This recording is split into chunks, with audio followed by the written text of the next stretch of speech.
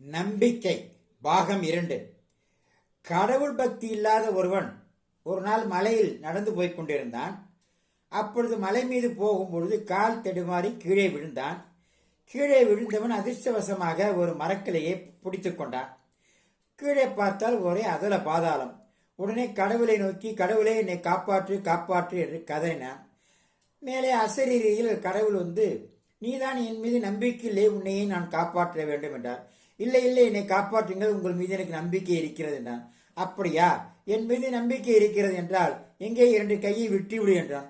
ஐயோ, கையை விட்டு விட்டால் கீழே விழுந்து விடுவேனே என்றான். உடனே கடவுள் துண்டை உதறி தோளில் போட்டுக்கொண்டு போய்விட்டார். என் மீது நம்பிக்கை இல்லாமல் இருக்கும் உனக்கு நான் எப்படி உதவ முடியும்? நம்பிக்கை தான் உன்னை காப்பாற்ற வேண்டும். எவன் ஒரு நம்பிக்கையோடு இருக்கிறானோ அந்த நம்பிக்கையே அவனை நாள்தோறும் காப்பாற்றும் என்பதுதான் இந்த பதிவின் நீதி. எல்லா புகழும் பெரியார்.